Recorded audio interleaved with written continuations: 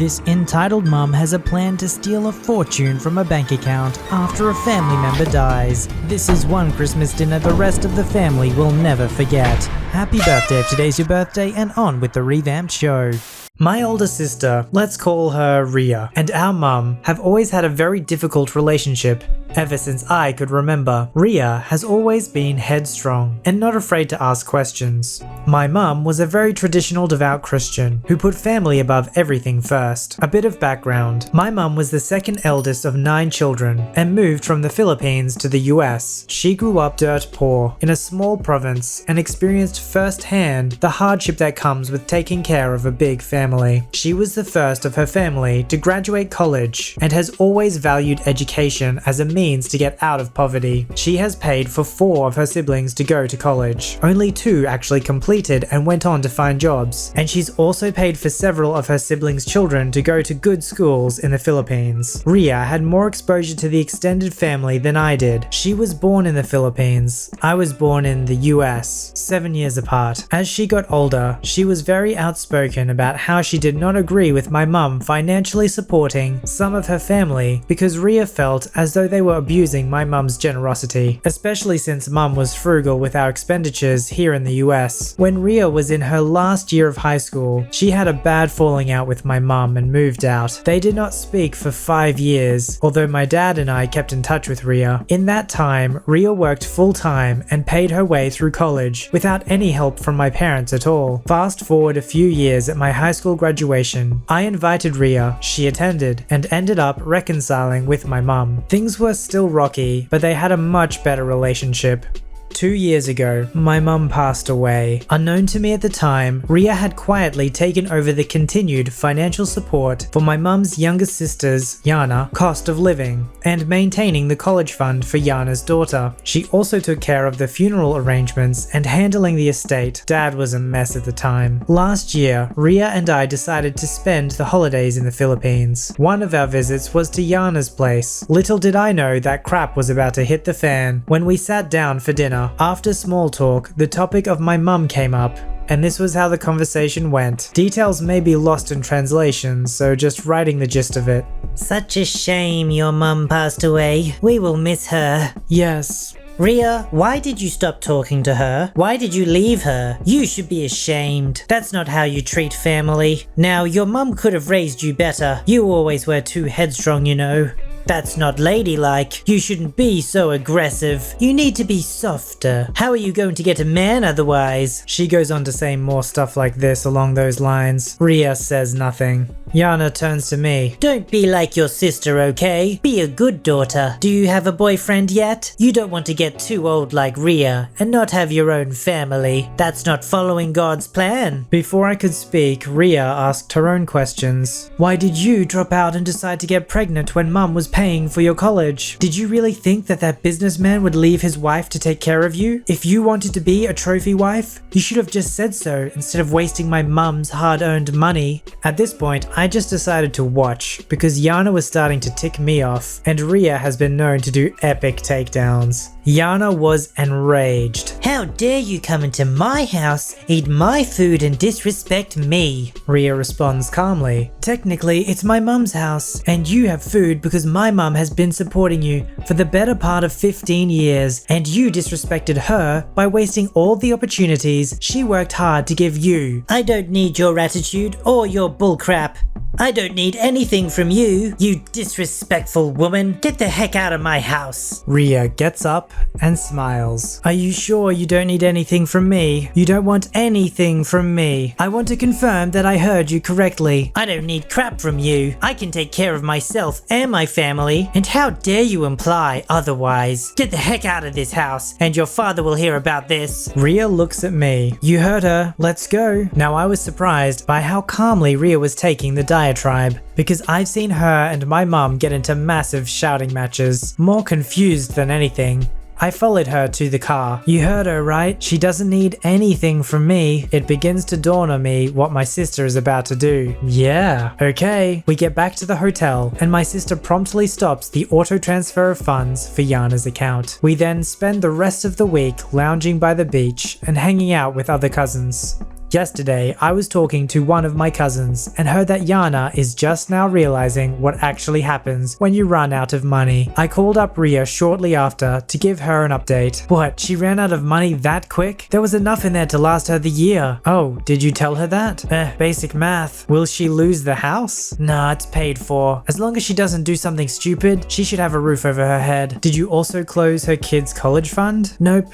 Not gonna punish the kid for her mum's stupidity, but that's all she gets. So if she stuffs it up, she stuffs it up. So yeah, will definitely be interesting how this plays out in the next few months. I have a feeling my sister probably won't care one way or the other though. There are two ways that people react to the generosity that's given to them. One, they accept it gratefully, appreciate it, and do their best to make the most of it, and ideally make a better life for themselves. Or two, they don't appreciate it, they take advantage of it as much as possible, and what's worse is they become dependent on it. Entitled people then get stuck in this vicious cycle where they need the money and generosity simply because they've become dependent on the generosity, rather than choosing to make a better life for themselves. The person who has the most power to change your life is you. If you take personal responsibility, you can transform your standard of living. It doesn't mean life will be perfect. It doesn't mean there won't be people out there who have better advantages than you, but if you do nothing, or if you become dependent on others' generosity, you'll always be stuck in that position, and you'll only have yourself to blame. I was craving some sweets. I was searching the local store when I found a box of Spider-Man themed cupcakes. I love Spider-Man, and the cupcakes were exactly what I was looking for. I picked up the box and put it in the cart. As I was looking around for another sweet to munch on, a woman with her toddler strapped to her cart noticed the cupcakes in my cart. Excuse me, but is that Spider-Man cupcakes? Yeah, Spider-Man is awesome. Yes, he is. My son's favorite superhero is Spider-Man. Oh, really? I was excited to find another fan of the web slinger. I love kids, so I was excitedly waiting for the toddler to tell me how much he loved the friendly neighborhood Spidey himself. I love it when kids talk about their favorite characters. However, instead I get the totally confused and blank stare only a toddler could give. My son wants those cupcakes. After all, he loves Spider-Man. I'm sure you wouldn't mind. She begins to reach towards the cupcakes. Time froze in my head. Immediately my brain screamed. Oh gosh, it's an entitled parent story. I've been listening to VoiceyHere's stories about entitled parents for weeks now, and I knew that no matter what I did, it would come down on me. So I pulled my cart away and said in the nicest voice ever, "I'm sorry, but these are my cupcakes." And just as expected, the entitled mum gets mad. You don't need them. They're for little boys. I'm sorry you feel that way. Give them to me. My son loves Spider-Man, and you're a girl. Girls shouldn't like superheroes. I can like whatever I want. I'm not what you'd call an average girl. At this point, the woman noticed my Little Pony Doctor Who's shirt, a parody of Doctor Who of course, and made a disgusted sound. Ugh. You're one of those people. What? You're one of those fat, weird bronies. That explains a lot. My son is a pure young boy, and he deserves those cupcakes. They would make his day, and a fat slob is keeping them away from him. Now give them to me. At this point, I'm annoyed with the lady. I knew she was gonna jab me, but this was a sensitive spot for me. I'm a 21-year-old woman that is a little overweight. Okay, maybe a lot, but still. I get a lot of weird stares when I buy sweets, but I don't care anymore. I'm used to it, but for some reason, this hit a nerve. I back my cart up and start walking away. The entitled mum continues to follow me and harass me. How dare you walk away from me? I said give me those cupcakes. You're making my baby cry. Just give them to me. At this point, the toddler is crying, but I think it's because his mum is yelling, and he doesn't understand why. I start walking faster to get away from her. I managed to finally get away after running through the store and into random aisles. After I got away, I bought my stuff and ran out to the car where my mum was waiting. I threw the cupcakes and the other stuff I bought into the car and jumped in. When my mum asked what was wrong, I looked at her and said, "Step on it. Entitled mothers are real." She drove off laughing as I told her the story. If the mum would have been nice, I probably would have given her the cupcakes. At VoiceyHere, we are equipping you daily with advice given by my calm reading voice and stock images thrown at EPs like a ninja throwing shurikens, so that when you encounter entitled parents in the real world out there, you're ready, you're equipped, and just like our favorite web slinger, you can deal out justice to the bad guys. So a bit of backstory here. I used to work at a call center for a major European airline, and I got quickly promoted to the VIP service, where our top passengers, roughly 60 plus flights a year at least, could get a direct line with a little to no waiting time, and an improved service because, you know, they bring a lot of money. Fast forward a few months, I am now an experienced agent that handles everything from bookings to refunds, and customer care claims with little to no trouble. One day, I get a call and recognize a familiar name, a notoriously difficult passenger. Here's roughly how it went. I'd like to book a family vacation to this location with my wife and son. Of course. May I please have your son's name and date of birth? Oh, he isn't born yet, but we want to buy the ticket in advance to get them for cheaper. That's alright, you can book tickets for your wife and yourself and call us when your son is born to give us the information. No, I want them today. I'm sorry, sir, but I would strongly advise against it. Changing an infant ticket once it's issued is a complicated process and can take up to an hour. Also, if your son is not born on the expected date, you will have to pay the ticket change fee. It doesn't matter. I insist. Prepare the ticket for his son with the expected date of birth. So he gave me everything I needed to issue the tickets. I took his card details and sent the confirmation to his email, but I knew he'd come back eventually, and boy did he come back. Fast forward a couple months. Little did you know, the kid was born on a different date, and they opted for another first name in the end, which renders the whole infant ticket unusable. But our little angry friend did not remember to call us, and ended up at the airport with his wife, his son, and the only 2 valid tickets out of 3. The kid couldn't fly because, you know, neither the date of birth or the first name were correct. This is outrageous. They are denying us boarding because my son's ticket is invalid. Sir, did you call us in advance to proceed with the ticket change? The one you originally bought is no longer usable. No, I didn't change it. I was told by the agent I booked it with that it wouldn't be a problem. Sir, I was the agent in question, and I remember quite clear. I demand a new ticket now. I was slightly irritated. Certainly, sir, but the flight you have booked has now departed. I can get you on tonight's flight, but the price difference will most likely be quite high. The price difference? What price difference? Well, you bought your ticket for relatively cheap months ago, but now we only have a few seats left for tonight, and prices are higher. How much? Well, it would be around 1,800 euro. 1,800 euro? That's outrageous! I refuse to give you that much money. Actually, sir, that's 1,800 euro per ticket, so it would be double that, plus the change for your son's ticket, which amounts to roughly 130 euro. He said nothing, and I was grinning. Actually, as a commercial gesture, I could maybe do something for you. Let me put you on hold for a minute, alright? Be quick, I don't have much time. 5 minutes go by. I'm chatting with a colleague because I know exactly what I'm about to do, but I just want a couple minutes to breathe. I get back on the phone. Okay, sir, here's what I'm going to do. Yes? As an exceptional gesture, I have decided to go ahead and waive Yes? the ticket change fee for your son. The total is now 3,600 euro. Would you like to pay by card or at the airport directly? Click, he hangs up.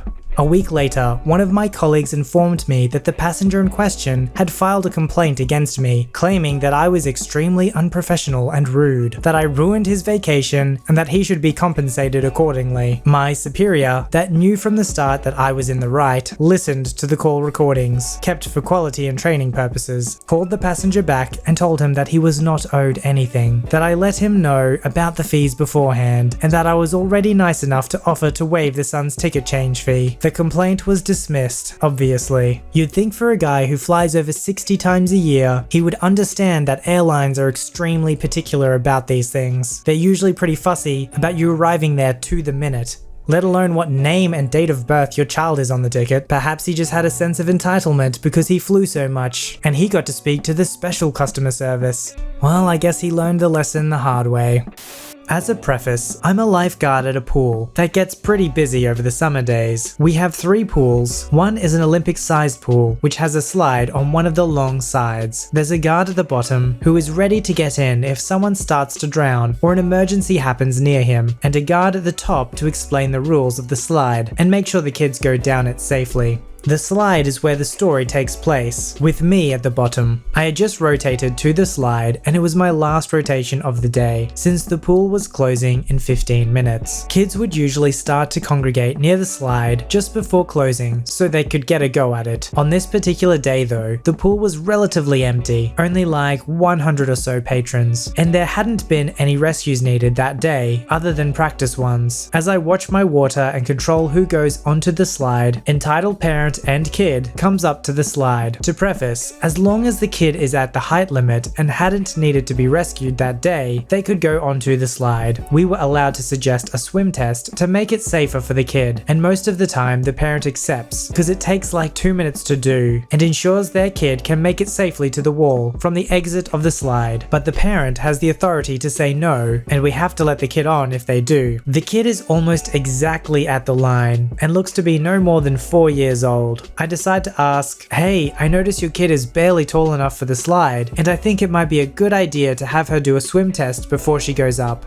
The entitled parent replies with a testy tone, I know the kid's swimming ability to be plenty enough to get them to the ladder. Besides, even if she needs to be rescued, that's what you're here for. "Are you certain? It could be potentially dangerous for your child if they freak out at the bottom and can't swim to the ladder." I'm absolutely certain. Quit wasting my time. "Okay, now I'm speaking to the kid. Go on up." The kid goes up and I hear the guard at the top explain how to go down, and then the kid starts their journey down the slide. At this point, I'd taken off my flip-flops and was ready to jump in because I was almost certain the kid would start to panic and drown once they hit the water. I was right. I jumped in after doing a single long whistle to alert the guards and the senior staff to come down and help where needed. I got the kid to the ladder and had them climb up, and the dad was ready and was prepared to go ahead and leave now that the fun was over before the traffic outside got bad. The pool closes at 4:30 and rush hour tends to get annoying here at around 4:45. Sadly for him, the senior staff immediately stops him. "Sir, I must ask you to stay here for a while we get the papers ready for you to sign." Papers? "Yes, every time one of our lifeguards has to rescue someone, we need your contact information, your testimony as to what happened, and your signature. It's to make sure everything is documented." In a huff, the EP sits down and gets ready for what he likely thinks is only going to be a few minutes of questions and signing. Boy was he wrong. Since the lifeguard who does the rescue has to sign first, I made sure I took my sweet time getting my glasses from the water, getting out, then putting on my flip-flops. Then after around 5 minutes, I sign. After that, he has to stick around for about 10 minutes, signing and answering questions, and to get a lecture on how his child is now confined to the shallow ends, and if she is seen in any of our deeper waters,